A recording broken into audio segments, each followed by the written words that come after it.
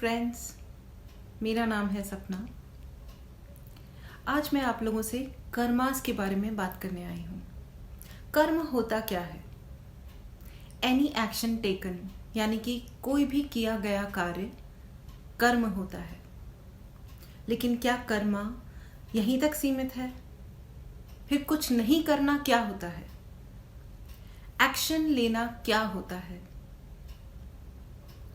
अगर कोई पिता अपनी पुत्री की शादी करवाता है, ये तो एक अच्छा कर्म है। लेकिन अगर उन्होंने फैमिली के बारे में पता नहीं किया, तो ये किस प्रकार का कर्म है? एक छोटा बच्चे बहुत इनोसेंट होते हैं, भोले भाले होते हैं। अगर उस बच्चे का सड़क पे एक्सीडेंट होता है और दुर्भाग्यवश वो अपनी जान दे देता है, जिसमें उसकी शायद कोई गलती भी ना हो, तो उसमें उसका क्या कर्म निहित था जिसकी सजा उसे मिली? क्या विचार करना कोई कर्म है? जी हाँ, विचार करना भी एक कर्म ही होता है। हमारा जीवन कुछ भी नहीं है सिवाय कर्म और फल के। जो कार्य आपने कल किए थे, यानी कि पास्ट में किए थे, वो उसका फल आपको अब मिलेगा, और जो कर्म आप आज कर रहे हैं उसका फल आपको आगे मिलेगा, फ्यूचर में मिलेगा। यही एक आखिरी सत्य है। और वो कर्म न सिर्फ एक्शन है, बल्कि विचार करना भी एक कर्म है।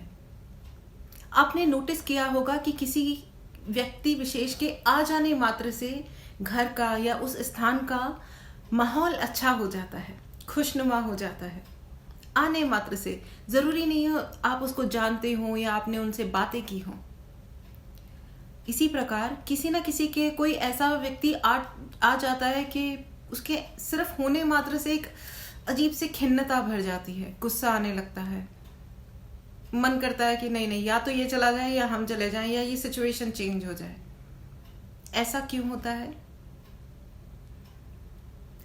ये विचारों पे ही डिपेंड करता है कि एग्जैक्टली आप क्या वाइब अपने आप से ट्रांसमिट कर रहे हैं। हम सभी लोग ट्रांसमीटर हैं और रिसीवर हैं, यानी कि हम लोग हर एक दूसरे से, हर एक वस्तु, हर एक व्यक्ति एक वाइब ट्रांसमिट करता है और एक वाइब रिसीव करता है। तो आप भी एक रिसीवर हैं और ट्रांसमीटर हैं। तो आप जो कुछ भी सोच रहे हैं वो सामने वाला डेफिनेटली रिसीव कर रहा है। अगर एग्जैक्ट मीनिंग में भी रिसीव नहीं कर पा रहा कि एग्जैक्टली क्या सोचा जा रहा है, लेकिन अच्छा सोचा जा रहा है या बुरा सोचा जा रहा है, ये तुरंत पता चलता है। इसी को शायद सिक्स सेंस कहते हैं। सिक्स सेंस की बात मैं यहाँ पे अभी नहीं कर रही हूँ। अभी हम सिर्फ कर्मास को डिस्कस कर रहे हैं। जब कोई आपस में खुसफुस बात करता है तो हमें वाइब आती है कि कोई अच्छी बात की जा रही है या अच्छी बात नहीं की जा रही है। ये वाइब आना क्या होता है? ये तरंगे रिसीव करना क्या होता है? जी हाँ, हम सब एक तरीके के चुंबक हैं, यानी कि मैग्नेट हैं।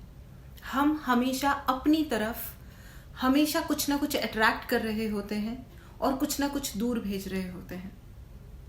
और अक्सर ऐसा कहा जाता है कि आप जैसे होते हैं वैसा ही चीजों को और उसी प्रकार के लोगों को अपनी ओर आकर्षित करते हैं।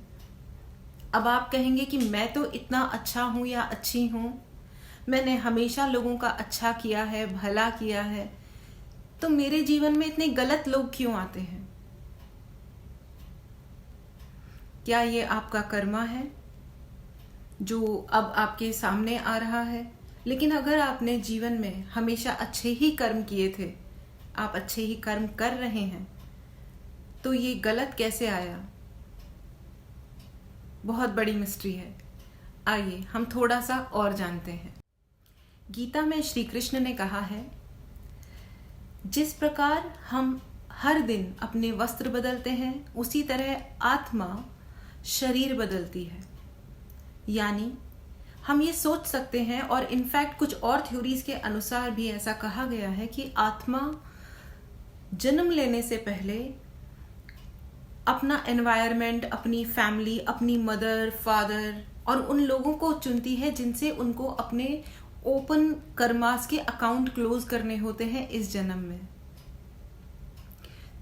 इसी प्रकार इसका अर्थ तो ये हो गया कि आपने जो पिछले जन्म में काम किए थे, आप उनका फल चुकाने के लिए आपको अगला जन्म मिला है। But it is so scary, ये बहुत डराने वाला है, क्योंकि अगर इस जन्म में हम पिछले जन्मों के कर्म चुका रहे हैं तो हम अगर मैंने कोई बुरे कर्म किए थे तो जो कुछ भी बुरा हो रहा है मेरे साथ उसे तो मुझे स्वीकार करना चाहिए। उसे हमें ठीक करने की कोशिश कैसे कर सकते हैं हम, क्योंकि वो तो ठीक होगा ही नहीं। तो सही कर्म और गलत कर्म इस जन्म में हम कैसे अंतर करेंगे, क्योंकि ये सब कुछ तो फल है हमारे पिछले कर्मों का। लेकिन ये जन्म हमें इसीलिए मिला है दोस्तों कि अगर हमारे जीवन में कुछ गलत हुआ था, कुछ हमारे द्वारा या सर्कमस्टेंसेस के अनुसार कुछ गलत हो गया था, तो इस जन्म में हम उसे सुधार सकें, ठीक कर सकें। सही विचार करना दुनिया का सबसे बड़ा और ऐसा कर्म है जो सिर्फ और सिर्फ भगवान को पता चलता है। आपको आपकी अंतरात्मा जानती है कि आप क्या विचार कर रहे हैं, आपका क्या इंटेंशन है। वो सबसे बड़ा कर्म है।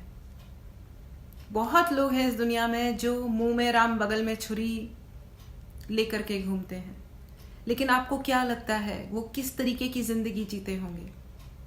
हमें ऐसा लग रहा होता है कि जिसने बुरा किया वो एक अच्छी जिंदगी जी रहा है, लेकिन जिंदगी क्या होती है?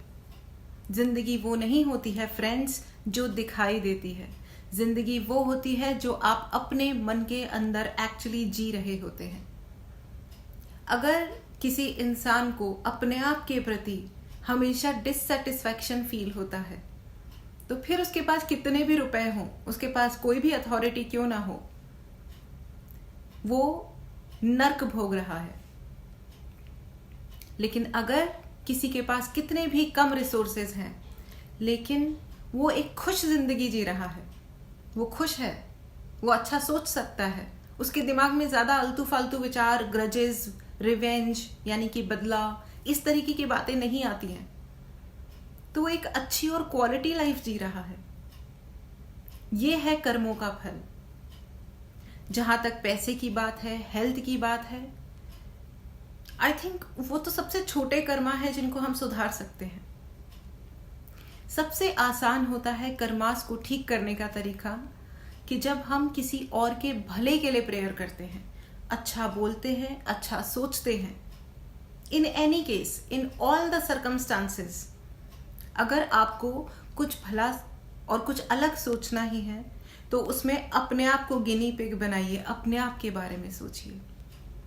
किसी और के बारे में गलत तरीके से सोचना या ये सोचना कि इसको ये करना चाहिए, यानी कि आप स्ट्रेटेजाइज कर रहे हैं किसी और की लाइफ को। जब हम किसी और के जीवन को स्ट्रेटेजाइज करने की कोशिश करते हैं, यानी कि हम उसे जेल में डालने की कोशिश कर रहे हैं, यानी कि आप उस सामने वाले इंसान पे कुछ बंधन बांधने की कोशिश कर रहे हैं कि तुमको इस प्रकार से ही अपना जीवन जीना चाहिए, तो ये राइट है। और अगर आप इस प्रकार से नहीं जीते हैं तो हम ये कहेंगे कि तुम राइट नहीं हो। और राइट नहीं होना कहने का अधिकार ये तो भगवान तक ने भी नहीं लिया। धर्म और अधर्म सिर्फ दो ही प्रकार के कर्म हो सकते हैं। हम जज ना करें। जज करना दुनिया का सबसे खतरनाक कर्म है जो हमें बहुत बुरी तरह भोगना पड़ता है। एक कहानी है फ्रेंड्स। दो दोस्त थे, दोनों को काम की तलाश थी।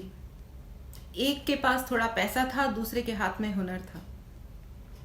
अब पैसा तो दुनिया की सबसे बड़ी जरूरत होती है, तो उस पे एक दोस्त ने, जिसके पास पैसा था, उसने ऑफर किया कि पैसा मैं लगाता हूं और हम लोग अपना बिजनेस स्टार्ट करते हैं। दोनों ने मिलकर बिजनेस स्टार्ट किया। अब उनका बिजनेस फैलने लगा, सक्सेसफुल होने लगा। लेकिन जिसने पैसा लगाया था उसका पैसा जितना था और बढ़ता जा रहा था, और जो गरीब दोस्त था उसके पास भी पैसा आ रहा था, लेकिन जो गरीब दोस्त था जिसके पास शफा थी हाथ में, उसके दिमाग में आ गया थोड़ा सा लालच। उसने कहा कि चलो हम मुंबई जाते हैं और अपना वहाँ पे भी वो महानगर है, वहाँ पे जाके अपना बिजनेस फैलाते हैं। वो दोनों मुंबई गए। वहाँ जाके उन्होंने बहुत ही सक्सेसफुल डील्स करी। 5 रुपए के 50 लाख रुपए बनाए। बहुत बड़ा फायदा हुआ। गरीब दोस्त अमीर दोस्त को समुद्र किनारे घुमाने लेके गया। वहां उसने उसे मार दिया और समुद्र में फेंक दिया। सारा पैसा लिया और गांव आ गया। गांव आके उसने सबको ये कहा कि वो थोड़े दिन बाद आ जाएगा। जब थोड़े दिन बाद नहीं आया, लोगों ने ढूंढा, वो फिर भी नहीं मिला।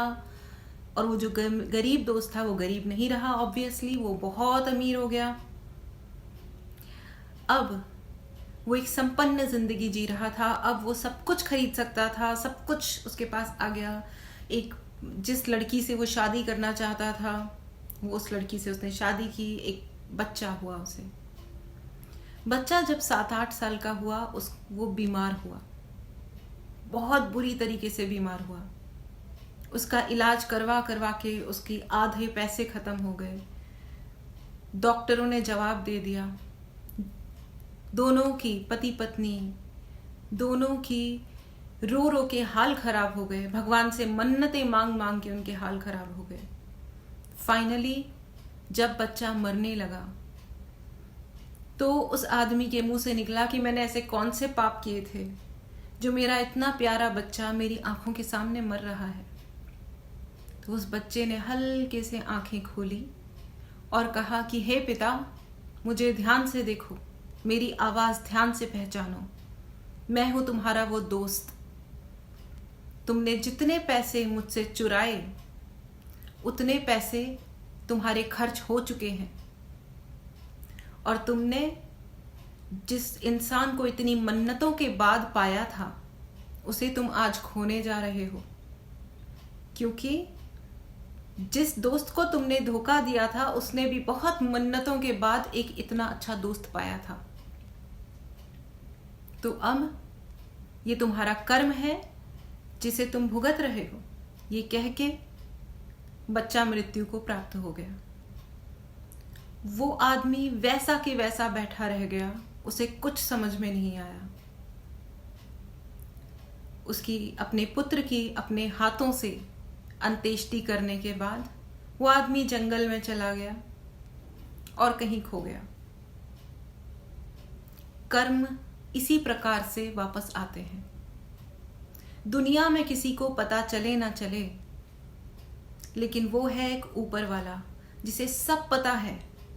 वो सबका हिसाब कर रहा है और बहुत सही तरीके से सबके हिसाब पूरे होते हैं। So let's be really aware. हम सच में जागरूक रहें कि हम क्या कह रहे हैं, हम क्या सोच रहे हैं अपने आप के लिए और दूसरों के लिए, और हम क्या कर रहे हैं। हम किसी को कितना हर्ट कर रहे हैं, हम खुद कितना हर्ट बर्दाश्त कर सकते हैं, उसके बाद हम दूसरों को हर्ट करने के बारे में सोचें। आपके लिए बहुत बहुत दुआओं के साथ नमस्कार।